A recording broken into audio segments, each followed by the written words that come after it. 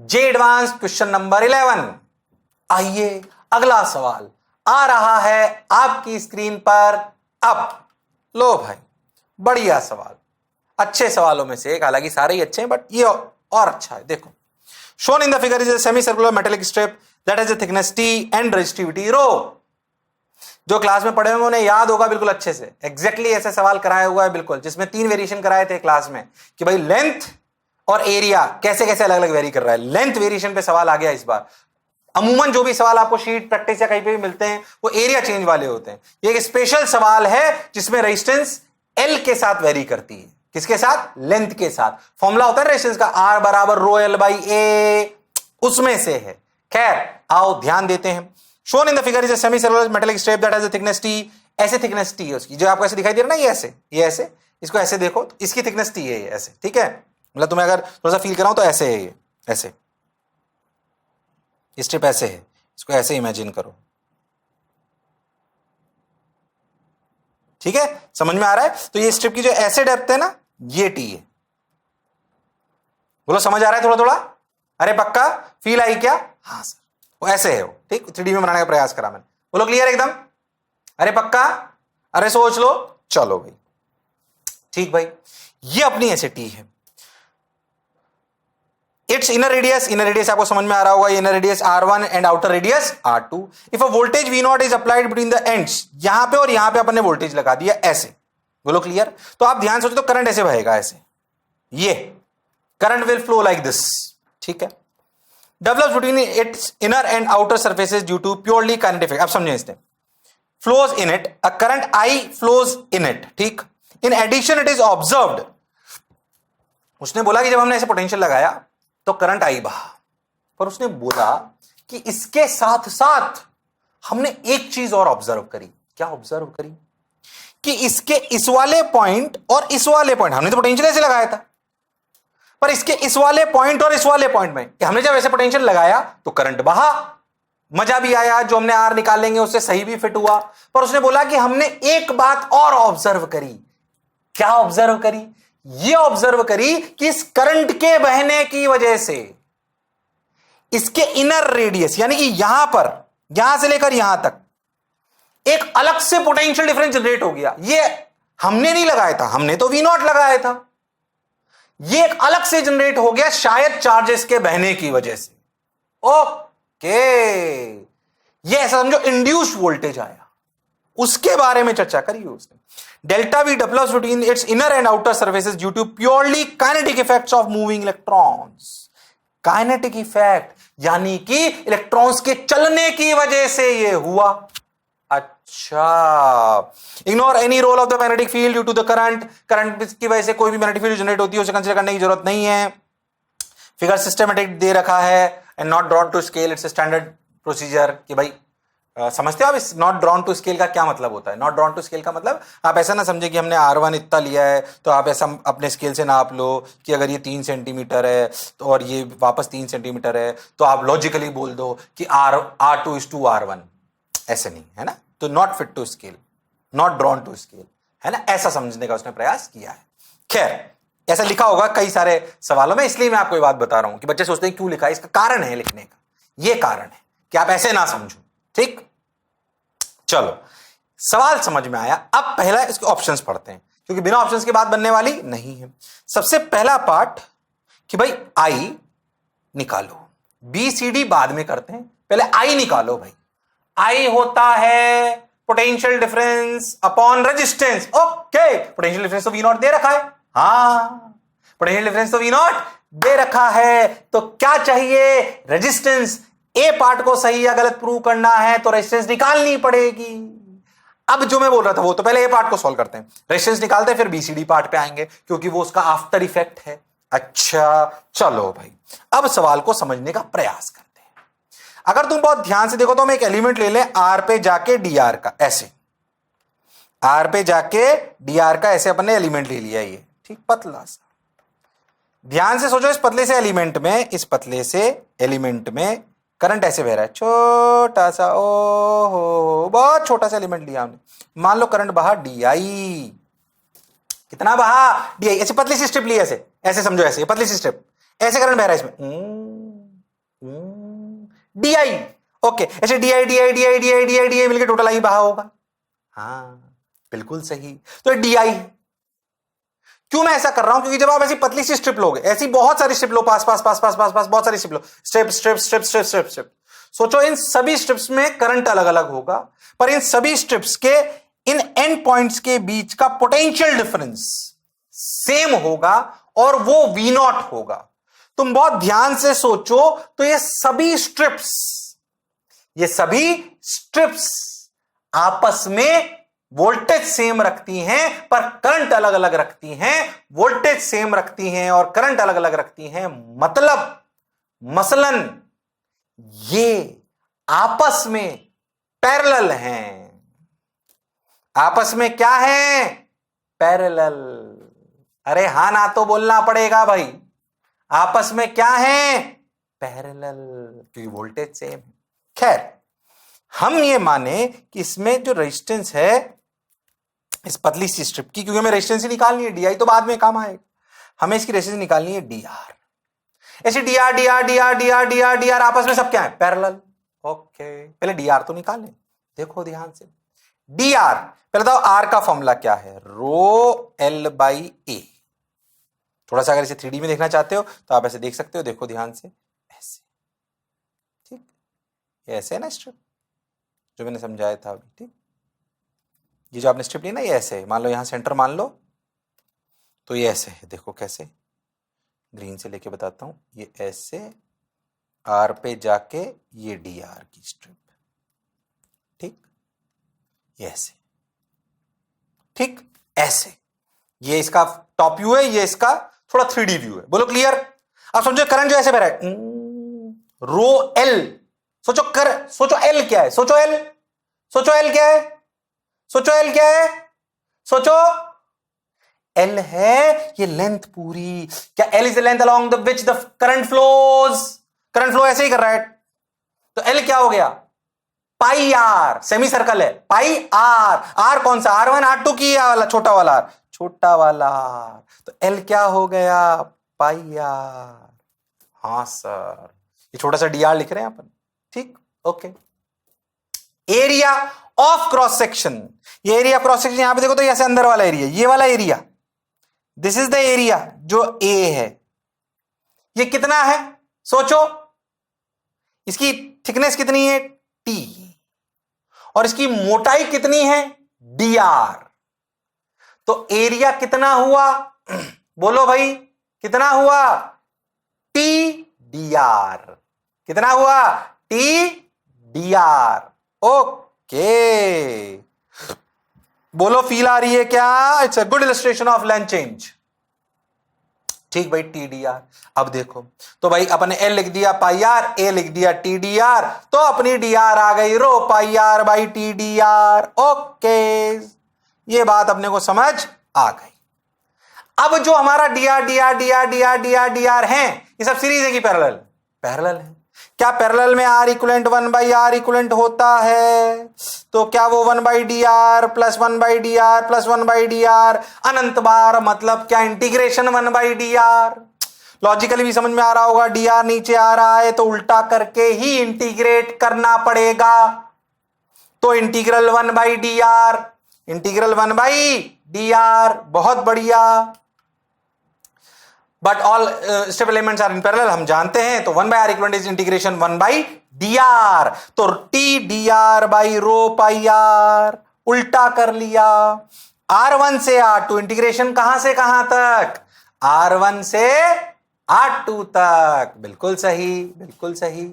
अब सुन, R1 से R2 integration आ गया। अब देखो टी रो पाई तो बाहर आ जाएगा, 1/r का इंटीग्रेशन, 1/r का इंटीग्रेशन, बोलो भाई 1/r का integration ln r, limit R2 से R1 से R2 तो ln R2 बाई R1। लो भाई देखो, तो 1/r equivalent is T rho by rho pi ln R2 by R1। ये आ गया R इक्वलेंट। हमें निकालना क्या था? पीछे देखो करंट, करंट होता क्या है? V0 by R, V0 by R। अरे 1/r के लिए तो डायरेक्ट दे दी, तो ये वैल्यू रख दो, V0 से मल्टीप्लाई कर दो, क्या वही अपना करंट होगा? लो भाई, क्या ऑप्शन ए में यही दे रखा है? बिल्कुल यही दे रखा है, मतलब ऑप्शन ए करेक्ट है। ऑप्शन ए करेक्ट है। नाउ पानी पी लेते हैं। Now the beauty of the question lies into the B, C और डी पार्ट। सुने उसे ध्यान से।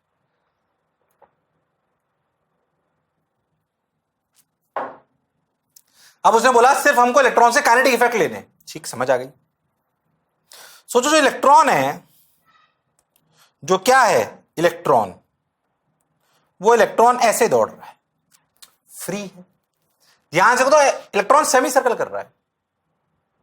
अगर करंट को बहता हुआ ऐसे मान लें और कोई हिंड्रेंस नहीं है, all the electrons are free to move within the surface boundary, तो इलेक्ट्रॉन सेमी सर्कल कर रहा है, स्ट्रेट लाइन नहीं चल रहा, विद अ कांस्टेंट वेलोसिटी से हम बोलते हैं ड्रिफ्ट वेलोसिटी। ठीक यार, पर इस इलेक्ट्रॉन को ऐसे सर्कल में चलाने के लिए तो फोर्स चाहिए।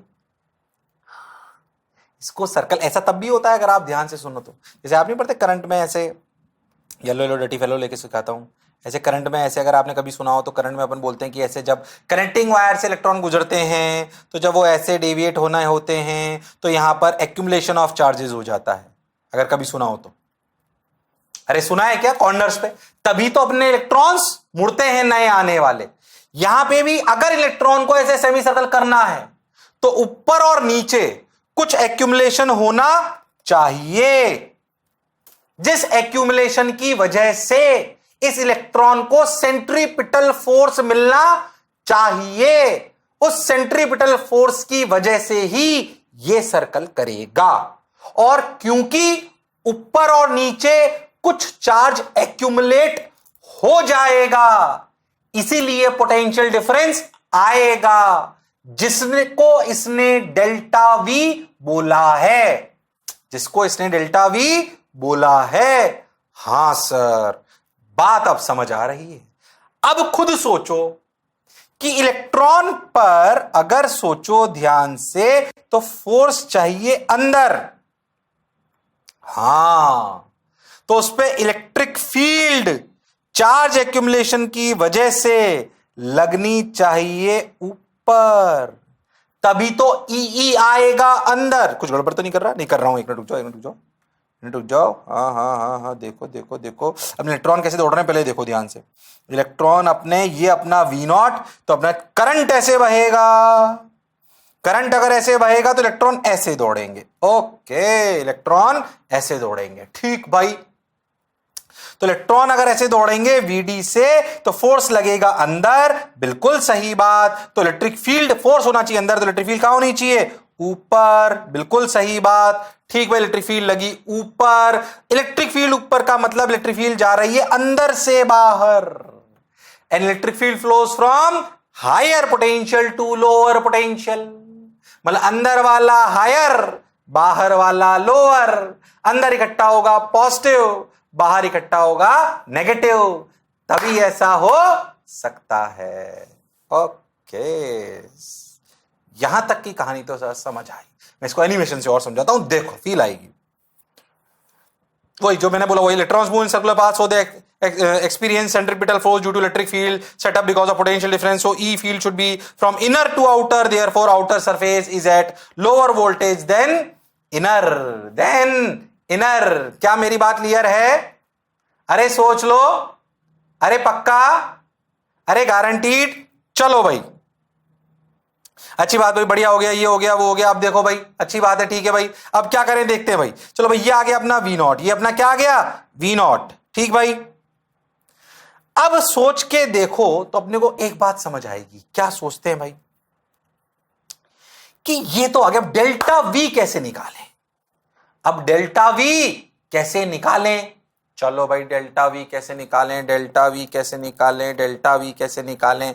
देखो कि जो इलेक्ट्रॉन्स थे, इनको अंदर लाने के लिए इलेक्ट्रिक फील्ड लाए, तो अपन सेंट्रीपिटल फोर्स की इक्वेशन बराबर लिखते हैं। देखो कैसे, ये अपन जानते थे आर पे जाके डी आर, ये अपना छोटा सा डी आर, ये अपनी डी आई। अच्छा ठीक भाई, और अपन जानते हैं कि जो छोटा सा डी आर इस इक्विवेलेंट का था वो था rho pi R by T D are.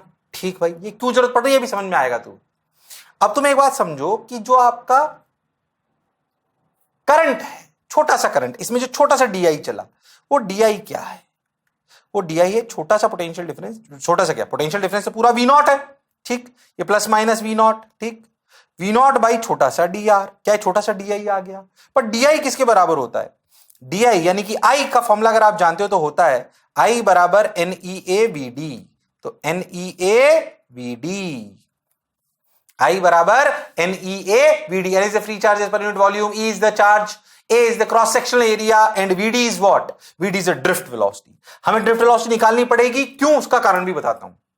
जब इलेक्ट्रॉन ऐसे दौड़ेगा,